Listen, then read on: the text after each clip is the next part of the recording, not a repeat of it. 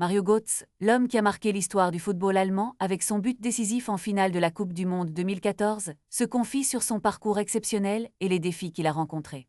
Ce moment emblématique, qui a propulsé Götze sous les projecteurs, a également eu des répercussions profondes sur sa vie.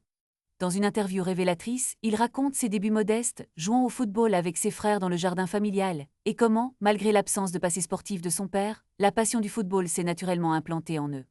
J'ai eu de la chance d'avoir une enfance épanouie, déclare-t-il, évoquant son parcours à travers les clubs de jeunes, notamment le Borussia Dortmund, où il a été propulsé en équipe première à seulement 17 ans. Ses premières années professionnelles ont été marquées par un rythme effréné entre l'école et l'entraînement, mais aussi par une montée en puissance spectaculaire. Götze se souvient de la nervosité qui l'envahissait avant de jouer devant des foules immenses. La célébrité ne l'a pas épargné, mais il a su garder les pieds sur terre grâce au soutien de sa famille.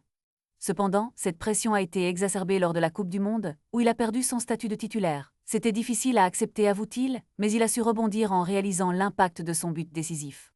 Se remémorant cette victoire, il admet que ce moment a radicalement changé sa vie.